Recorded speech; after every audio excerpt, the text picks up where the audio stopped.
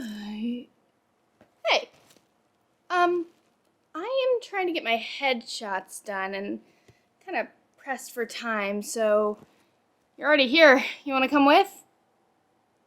Okay, let's go.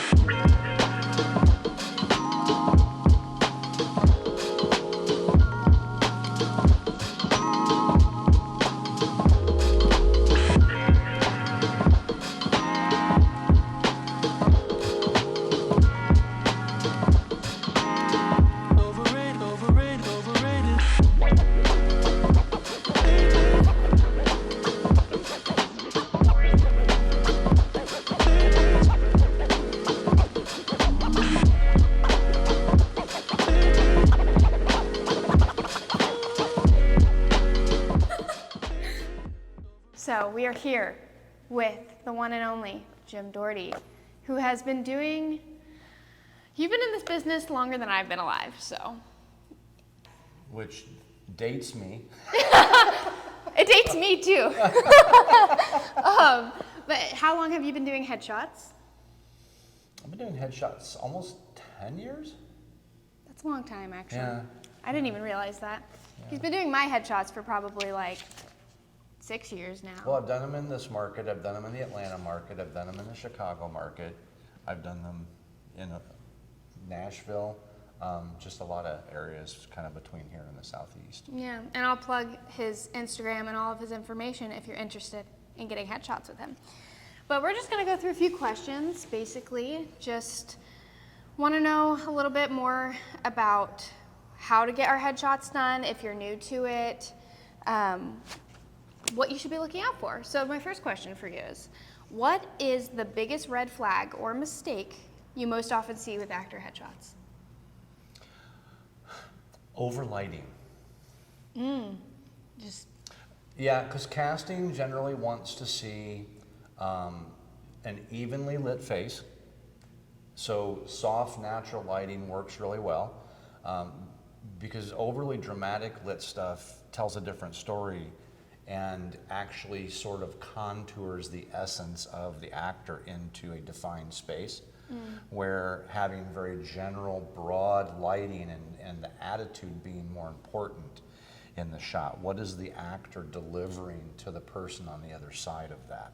What emotion, what kinds of things? So I work to capture that essence, that idea, and actors will tend to pose for shots instead of thinking of the camera as a character.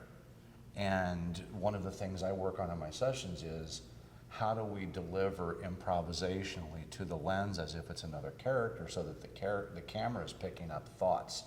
The casting director on the other side sees the photograph and comes up in their mind with a line that might be in the head of the person behind those eyes.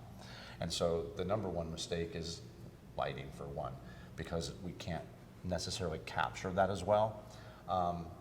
And for actors, I think they also tend to not be as prepared when they come to a shoot. You might go over, bring these options. We're looking for 4 or 5 options for each one, and they'll sometimes show up with one option for each, even though you have the conversation, and they'll say, yeah, I know we talked about it, but this is all I have. Well, that's okay, but it doesn't give us a lot of options to give you your best looks. Like you came in today and you had 3 or 4 options for every look, and we were able to look at the color combinations.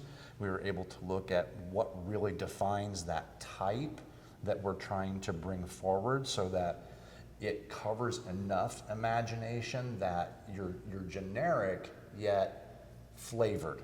Yeah. So that you're not wearing a costume, but you're dressing to suggest A, B, C, D, E, F, G, H, I characters. Yep. With the wardrobe that you're wearing. Even, and I know we talked about this too, is like I had a lot of versatile pieces that could be layered. So even if you don't have a lot, you can use, like I had this green, I had a blue jacket, I had a couple jackets to put over. But yeah, having options is definitely super important. I know that. That is great. Is there any pattern, color, or item that you would just steer clear from in a headshot? Well, for me, now I'm answering these because these are my preferences as a photographer, but super loud, vibrant clothing, I don't particularly feel works well because they tend to pull the eye toward the clothing instead of toward the actor's eyes and what they're thinking and feeling. So we like to have a little more, I like to have a little more earth tone, something that's a little more subdued, less active color. Oranges are really difficult. You know, a lot of colors I can take into post and I can change the color. Right. I can modify it, I can lighten it, I can darken it, I can take a little bit of the saturation out of it. But some colors are still, they're so primary that you have a hard time pulling the distraction out of them. Yeah. So the best thing to do is to find a whole array of things. Like if you're gonna be a certain character type, bring 5 or 6 tops, 5 or 6 things that go on top of that, layers, lots of layers, so that there's always possibilities, but avoid strong patterns. High contrast patterns are not good. Tight patterns? Tight patterns can be a distraction. Loose patterns that are low contrast can be usable. I had one person who got pictures taken and they had a top on, it was a sweater, and they really loved it. And it had a bunch of polka dots on it. And I said, I don't think your agent's gonna want that with the polka dots, but we'll shoot it because that's the only thing you brought. Right.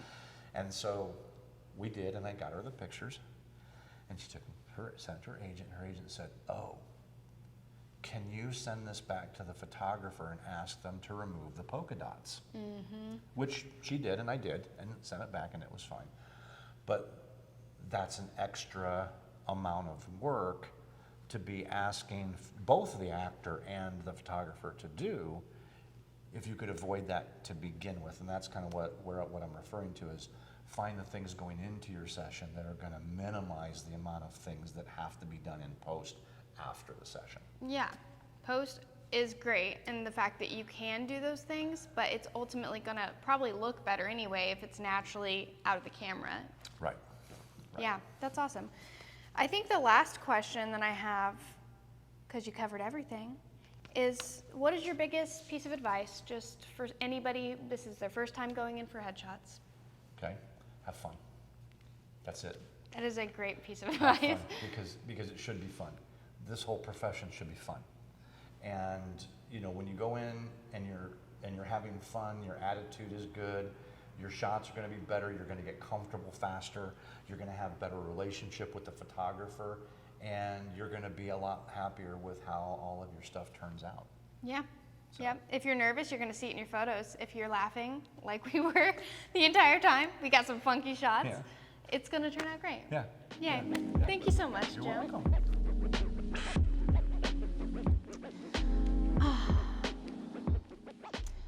I don't know about you, but I had a lot of fun today at my headshot session with Jim, and I'm incredibly grateful that he agreed to sit down and have a chat and share some tips and tricks with all of you. So a big thanks to Jim. I will be leaving all of his information below if you're interested in getting headshots with him. He also offers some amazing online and in-person courses, so if you're interested, I'll leave that below as well. But that is all that I have for you today. Thanks for coming along. You know the drill. If you're not already, subscribe. Helps my videos get out to more people like you. And thanks for watching. I appreciate it, and I hope to see you in the next one. Cheers.